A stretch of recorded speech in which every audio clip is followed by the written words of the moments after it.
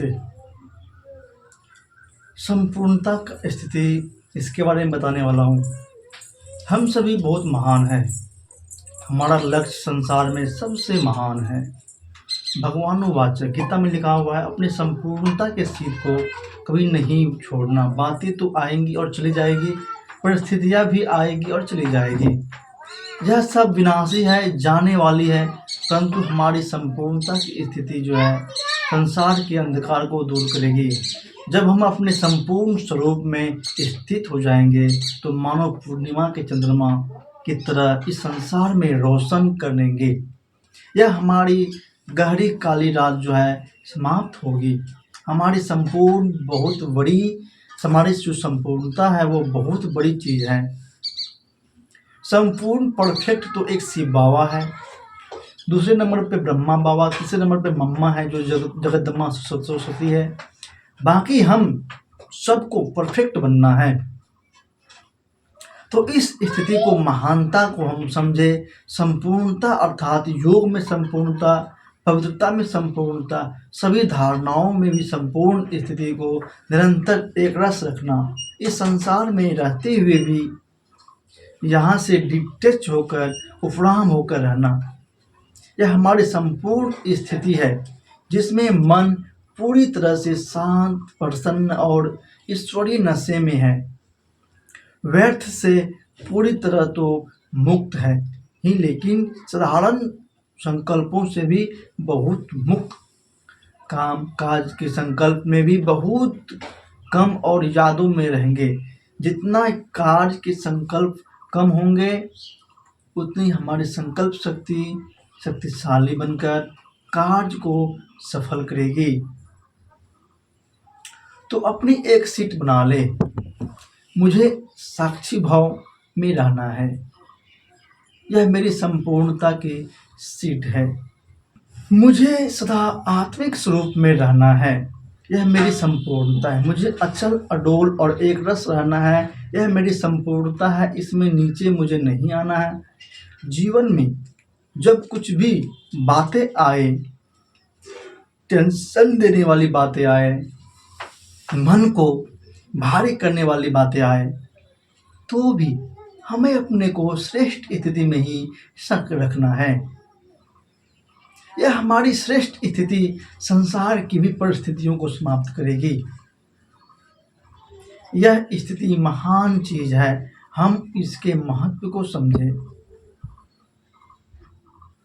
अगर हम में से 108 आत्माएं अपने संपूर्ण स्थिति को समीप पहुंच जाए तो संसार के विकारों को, पापों का अंधकार जो यह साम्राज्य चल रही है वह समाप्त हो जाएगा। हमें बातों को बहुत ज़्यादा महत्व नहीं देना है। मान अपमान को, इन चक्रव्यूह में स्वयं के उलझना नहीं रहना है, उलझने में नहीं रहना है। इसकी और हमारी छोटी छोटी जो बातें हैं उसमें भी अपने को समय व्यर्थ नहीं गंवाना है। एक महान लक्ष्य है, उसको सामने रखना है और अपने सामने अपना सीट बना लेना है। यह है मेरी संपूर्णता की सीट। बस यह है मेरा असली तख्त। मैं स्वराज अधिकारी हूँ। मुझे इसी तख्त पर बैठे रहना है। स्व पर राज होगा, खुद पर कंट्रोल होगा, तो आपको माया पे या फिर आपका मन जो है कहीं और जगह नहीं भटकेगा, क्योंकि आपका मन, बुद्धि, संस्कार आपका क्या है, आपका जो है वो नौकर स्टाफ है आपका। आप मालिक, राजा, आत्मा है। तो आपका जो मन भटक रहा है, समझिए आपका कंट्रोल खो गया है। इसे एक घोड़ा पे सवार, अगर एक घुड़सवार अगर घोड़ा का लगाम नहीं पकड़े तो वो घोड़ा जो है कहीं भी ले जा करके उसको गिरा सकता है। बाकी सब बातें इसके सामने बहुत कम मूल्य की है, क्योंकि अगर अपने आप को संपत्ति या फिर किसी तरह का बात हो या मान सम्मान हो या लोगों का संबंध हो, ये सब याद रहता है, लेकिन खुद का आत्म अभिमानी स्थिति की याद नहीं रहती है। खुद का देह भी याद रहता है, अपना नाम भी याद रहता है, मेरा आँख, मेरा हाथ, मेरा शरीर, मेरा कपड़े, मेरा रोजगार, सब कुछ याद रहता है, लेकिन आत्मा में जो आत्म स्थिति है वो याद क्यों नहीं रहता है। तो आप अभ्यास करना है। मैं मास्टर सर्वशक्तिशाली आत्मा हूँ। मैं ज्ञान सूर्य हूँ। मैं भृकुटी सिंहासन पर विराजमान, मैं राजा आत्मा हूँ। मैं इस शरीर का स्वामी हूँ। मस्तक में चमकता हुआ मैं राजा आत्मा हूँ। सिंह समान आसन पर विराजमान मैं मन बुद्धि संस्कारों की कर्मेंद्रियों के मालिक हूँ। बिल्कुल अपने को राजा देखे, मन बुद्धि को आदेश देंगे, हे मेरे मन, मेरे मीठी मन बुद्धि से प्यार से बातें करे। जैसे एक बच्चा को प्यार से बात करते हैं तो वो बात मान लेता है और वो आपको हर काम करने के लिए राजी हो जाता है। उसी तरह से अगर अपने मन को एक बच्चा की तरह मीठा मीठा बात करेंगे तो वो आपका हर बात मानेगा। कहा जाता है मन को मारो नहीं, मन को सुधारो। अभी के समय पूरी दुनिया में यही है, जितने भी युवा हो युवती हो वो व्यसन का शिकार हो चुके हैं, मन को मार रहा है, मन को शांत करने के लिए मन को मार रहा है। लेकिन बाबा कहते हैं मन को मारो नहीं, मन को सुधारो। मन को शांत करने के लिए कोई ड्रग्स ले रही है, कोई कुछ भी ले रही है, कोई कुछ नशा कर रही है, कोई गलत काम ही करते जा रहा है, लेकिन उसको ये पता नहीं है कि मन को शांत करने के लिए पहले से ही गीता में सब कुछ बता दिया गया है। मन मना भवा, मन को केवल मन एक में लगाओ, इससे मन शांत हो जाएंगे, मन कहीं और जगह नहीं भटकेंगे। और मन को शांत करने के लिए बहुत सारे ऐसे उपाय हैं, बाबा मुरली में बताते रहते हैं।